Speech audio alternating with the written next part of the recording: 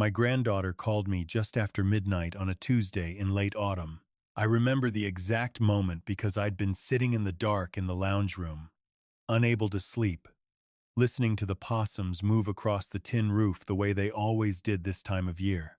The phone lit up on the side table and her name appeared, Zoe, and something in my chest went tight before I even answered. Pop. Her voice was low, almost a whisper. Don't turn any lights on. Is Marcus home? I told her yes. Marcus and his wife Renee were asleep down the hall. They'd moved in 6 weeks earlier. Then listen carefully and don't make a sound. She paused, and I heard her breathing. I need you to go to the garage. Not through the house. Through the back door. Take your phone. Don't let them hear you. I asked her what was going on. Pop, please, just go. I'll explain everything when you're there. Go now. I am 68 years old. I spent 31 years as a postal worker in Ballarat, Victoria. I am not, by any description, a dramatic man. But something in Zoe's voice, the flatness of it, the way she was holding herself very still on the other end of the line made me put my feet on the cold floor without another word. I went through the back door in my socks. In the garage, standing between my old Holden and the riding mower I hadn't used since my wife Margaret passed 18 months ago, I pressed the phone back to my ear. Okay, I said. I'm here. Now tell me what's happening.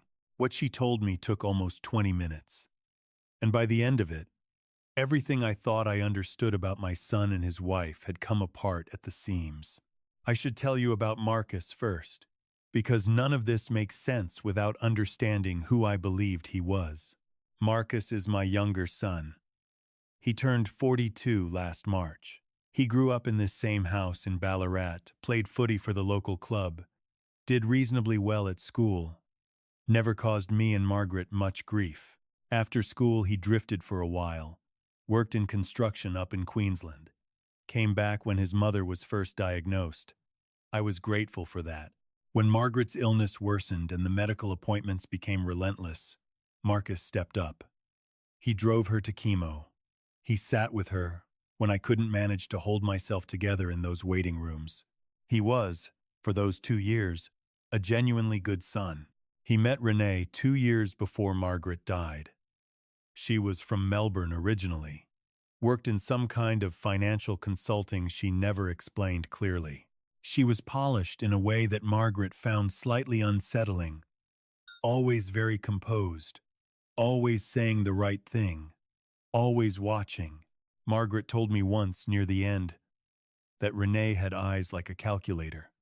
I told her she was being unfair. I was wrong about that too. After Margaret died in June of last year, I spent several months on my own in this house. My older son, Gregory, lives in Perth with his family. Gregory is an accountant, methodical, careful, not someone who picks up the phone without reason.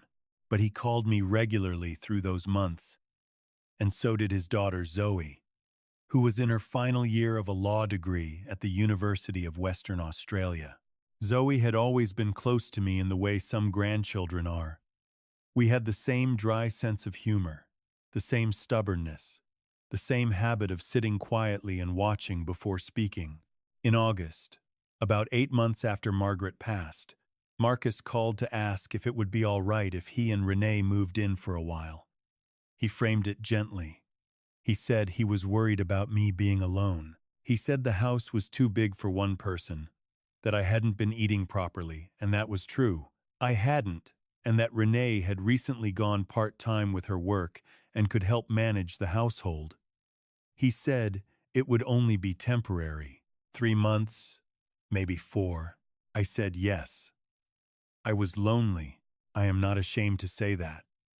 The silence in that house after Margaret died was something I had no preparation for, and Marcus felt like company.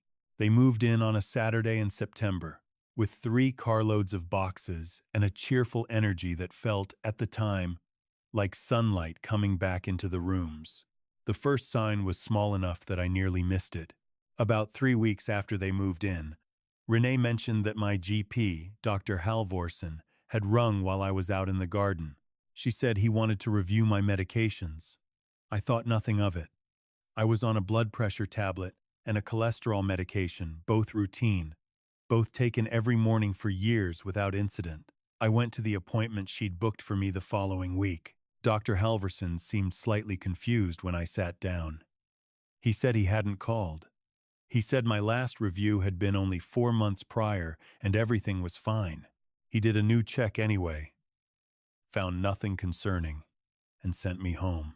When I mentioned to Renee that there must have been a mix-up, she smiled and said she might have misheard the name. Perhaps it was someone else who'd called. Then, she changed the subject. I filed it away and forgot about it. In October, she suggested I try a new supplement she'd read about a magnesium compound for sleep, she said. Because I'd mentioned a few times that I wasn't sleeping well. She showed me the bottle. It looked legitimate. I thanked her and started taking it each night before bed. By November, I was sleeping 12, sometimes 13 hours. I was foggy in the mornings, in a way I'd never experienced before. Even when Margaret was sick, and I'd been awake at all hours with worry, I put it down to grief. I told myself the body caught up eventually, that this was just what 68 felt like after loss. Looking back now, I understand what was happening, but you don't see it when you're inside it. That's the thing no one tells you about being slowly manipulated by someone you trust. It doesn't feel like manipulation. It feels like Tuesday. It feels like fatigue. It feels like getting old. Marcus began mentioning the house in early November. It started casually, a comment over dinner, about how property in Ballarat had gone up significantly, about how a house this size was really underutilized by one person. I said something non-committal, and the topic moved on. 2 weeks later, he raised it again. This time, more directly.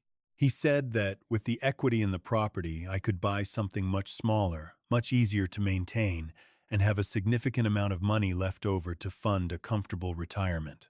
He said he'd been doing some research. He had figures. I told him I wasn't interested in selling Margaret's house. He nodded.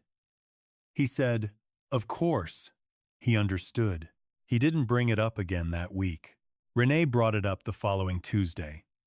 Her approach was different, softer, more concerned. She said she'd noticed I was struggling with the garden, which was true. She said the stairs were going to become a problem as I got older, which was also true. She said that she and Marcus only wanted what was best for me, and that sometimes, when we were grieving, it was hard to see clearly what that was. That phrase, "it's hard to see clearly when you're grieving," would be used again. It would be used many times over the following weeks, in different forms, whenever I expressed a preference or made a decision they disagreed with.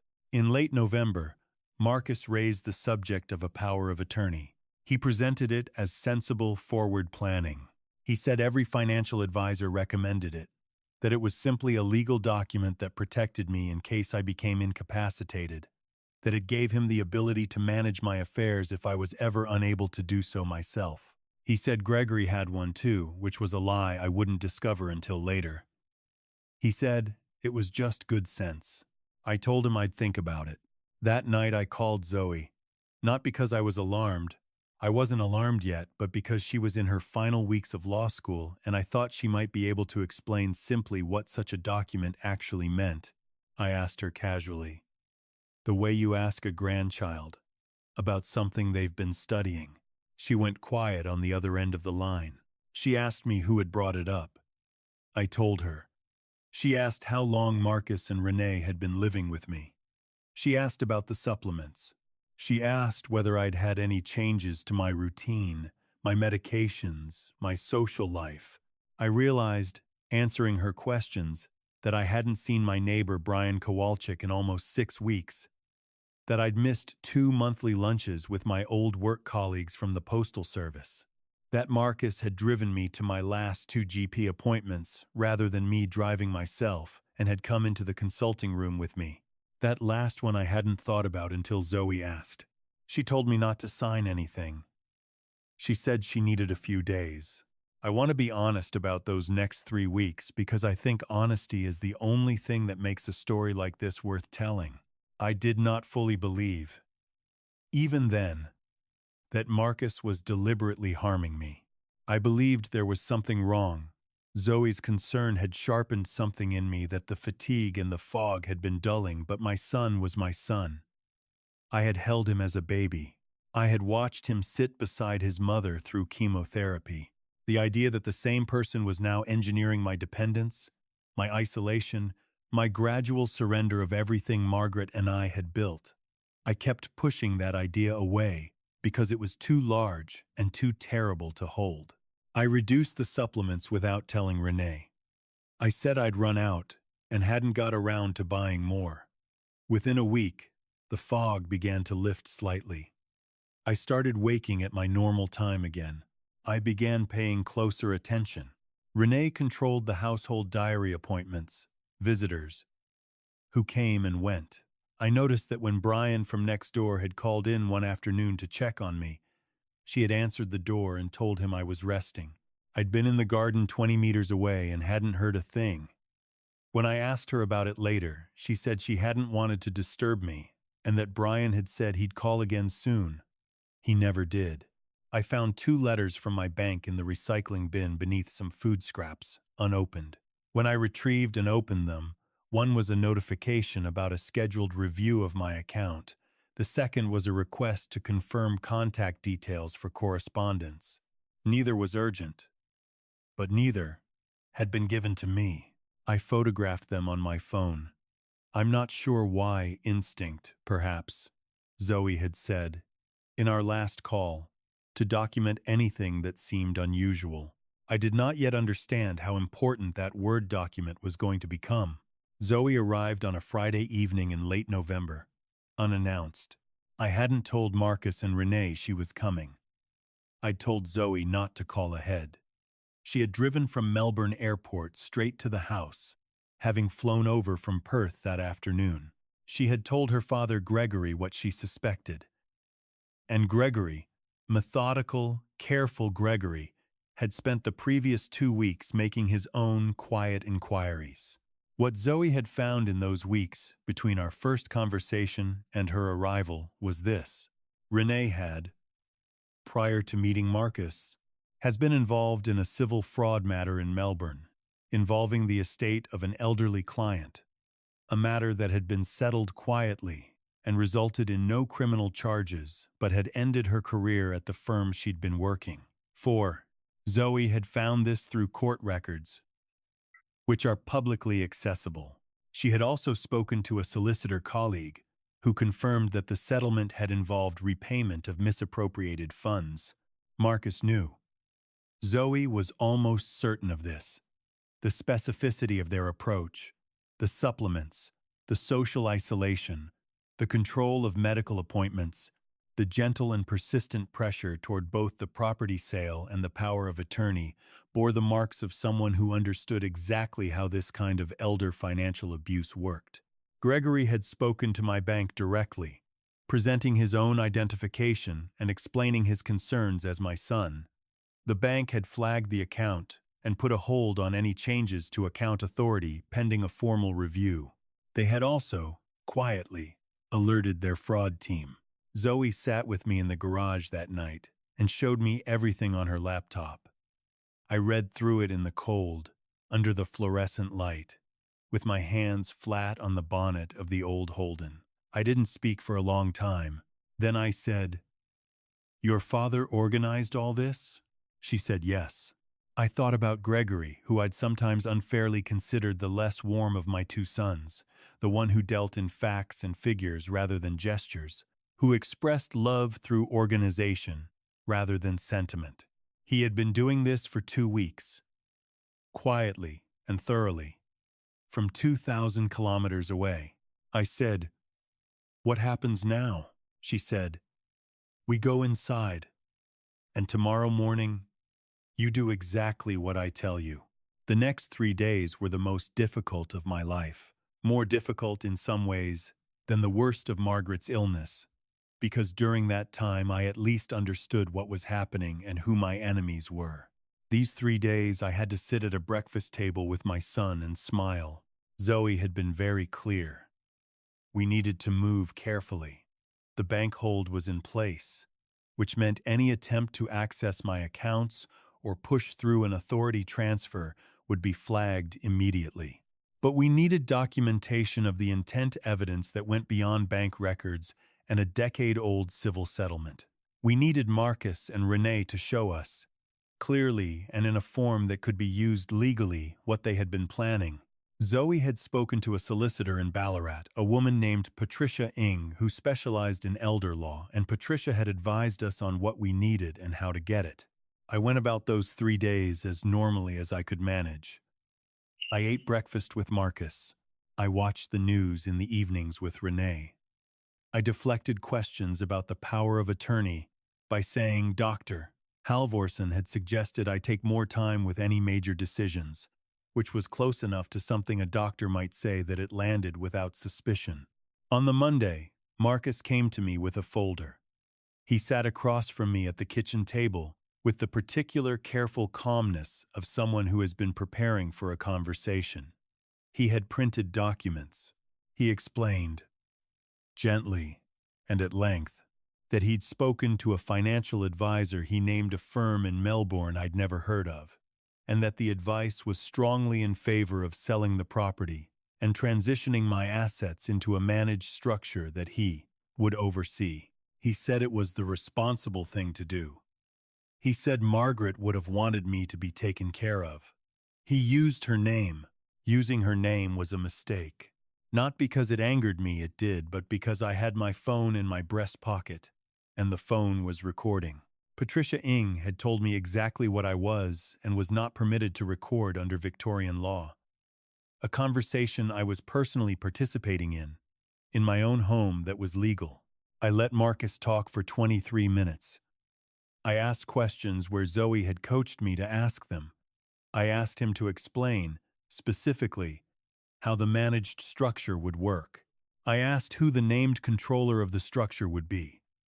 I asked what would happen to the property proceeds while the structure was being established. He answered each question with the fluent confidence of someone who had rehearsed. Then Renee came in from the hallway. She had been standing just outside the doorway, I realized, waiting for her cue, and placed a document on the table in front of me. It was a power of attorney form. It was already partially completed. Marcus's name was in the relevant field. She put a pen down beside it. I looked at the pen. I looked at Marcus. I said I'd need to read it first. He said, of course. He smiled. He said there was no rush. I picked up the document, folded it carefully, and put it in my shirt pocket alongside the phone. That evening, Zoe drove me to Patricia Ng's office. The police became involved 4 days later. I will not go through the legal proceedings in fine detail, because they took several months, and much of it was not mine to follow closely. It belonged to solicitors and police and the courts. What I can tell you is what mattered. The recording from the kitchen conversation was significant. Combined with the bank records, the documented pattern of isolation and medication interference, the letters retrieved from the recycling bin, and a statement from Dr. Halvorsen confirming that he had never called to schedule a medication review, it built a picture that was, according to Patricia, unusually complete for a case of this kind. Most elder financial abuse cases, she told me, were prosecuted on fragments. This one had a shape. Renee's prior civil fraud matter in Melbourne was reopened as context by investigators and contributed to establishing pattern of conduct. Marcus was charged with attempted financial abuse of an elder, obtaining financial advantage by deception, and willful isolation of a dependent person. Renee faced additional charges relating to the prior matter that had been reopened, as well as charges specific to her role in what had unfolded in my home. I gave a statement. I sat in a small room in the Ballarat police station with Gregory beside me. He had flown over the week prior and had not left, and I said everything I needed to say. The detective who took my statement was a young woman, very professional. who thanked me at the end and said that cases like mine often went unreported because people were ashamed. I told her I didn't feel ashamed. I felt angry, and I felt sad, but not ashamed. The shame, I said, was not mine to carry. She wrote that down. I don't know why. Perhaps it was useful to her. The matter was heard in the Victorian County Court 8 months later. I attended every day of the hearing. Zoe sat beside me for most of it, having completed her law degree by then and begun working as a graduate solicitor in Perth. She would fly over for the weeks of the hearing. Gregory sat on my other side. Marcus received a sentence of 4 years and 3 months, with a non-parole period of 2 years. Renee received 3 years, with a non-parole period of 18 months, accounting for her cooperation during the investigation period. I drove home from the courthouse on the last day with Gregory, who was flying back to Perth the following morning. We stopped at a bakery on Sturt Street and had a meat pie each and a cup of tea, which is something we had never done together as adults, and we didn't talk about the verdict, or Marcus, or any of it. We talked about the football he barracked for West Coast.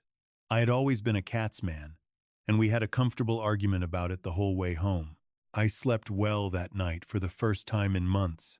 I have thought a great deal, since all of this, about what I wish I had known earlier.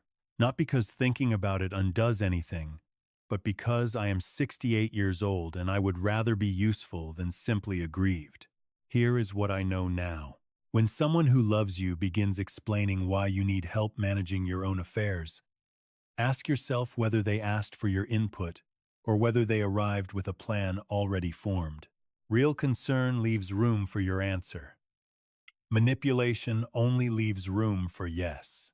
When someone moves into your home out of stated love and slowly becomes the person who answers your door, drives you to appointments, handles your mail, and books your schedule, that is not care. That is control, and the difference matters enormously, especially when you are tired and grieving, and the fog of sedation or poor sleep makes it difficult to see which one you're living inside. The supplements were not vitamins. I have had that confirmed by a pharmacist who reviewed the bottle Zoe retained as evidence. They contained a compound that, in the doses I was taking, would produce the cognitive sluggishness and extended sleep I experienced. It was not enough to constitute dangerous sedation. It was enough to keep me compliant. I tell you this not to frighten you, but because I want you to hear it plainly. If someone is giving you supplements you didn't choose and can't verify, stop taking them. Your doctor should know everything you are putting in your body. Every single thing. The power of attorney document is not, in itself, a dangerous instrument. There are many good and loving reasons a person might grant one, but a power of attorney arranged by the person who stands to benefit from it, presented to you at a moment of manufactured vulnerability, with a pen already on the table, that is a door being held open for someone to walk through your life and take what isn't theirs. I wish I had called Gregory sooner. I wish I had not let the loneliness of grief make me so hungry for proximity that I stopped noticing what kind of proximity it was. I was lonely, and Marcus knew it. And that knowledge was the lever they used. Loneliness is not a weakness, but it is a vulnerability, and it is worth protecting. The house is mine. I had the locks changed the week. Marcus and Renee were charged, and I repainted the room they'd used the following spring. Margaret's garden is growing again. I've been keeping up with it, which I hadn't been before they came. Brian from next door has been around several times. We've had a few beers on the back veranda on warm evenings, which is exactly the kind of ordinary thing I would have liked to have had all along. Zoe calls every Sunday. She is working now, doing well, and has lately been talking about elder law as a specialism which, she tells me, is not as uncommon as you might think, because cases like mine are happening every day, in every city, in houses where the curtains are drawn, and the mail is being intercepted, and an old person is eating their dinner, wondering why they feel so tired all the time. Gregory visited in January, and we painted the back fence together and didn't say much, and it was enough. I am not entirely the same man I was before any of this happened. I am more careful. I am less willing to confuse presence with love or helpfulness with goodness. I understand now that the people who want to diminish you rarely announce themselves as enemies, they announce themselves as family. But I am still here, in Margaret's house, with Margaret's garden, with a son in Perth who booked a flight without being asked, and a granddaughter who drove from an airport at 11 o'clock at night because she understood that time was the thing we couldn't afford to waste. There is something worth saying about that, I think. Not every family story that starts in the dark ends there. Some of them end on a back veranda, with a beer, watching the light come back.